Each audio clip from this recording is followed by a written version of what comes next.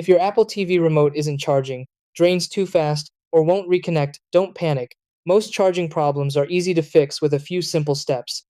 First, identify which remote you have.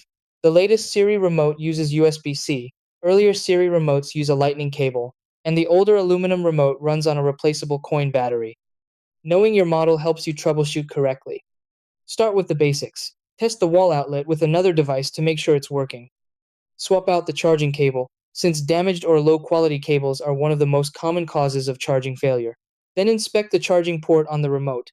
Dust or lint buildup can block proper contact. Carefully clean it using a soft brush or wooden toothpick. Avoid metal tools to prevent damage. Keep in mind that Apple TV remotes don't show a physical charging light. To check battery level, go to Settings on your Apple TV, then Remotes and Devices, and select Remote. A full charge usually takes around 3 hours, so allow at least 30 minutes before assuming it isn't charging. If the problem continues, restart the remote. On Siri remotes, press and hold the TV control center button and volume down together for about 5 seconds until the status light on the Apple TV blinks.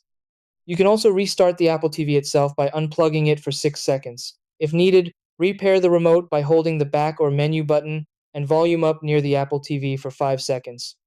If none of these steps work, contact Apple support for further assistance, especially if the battery may be defective.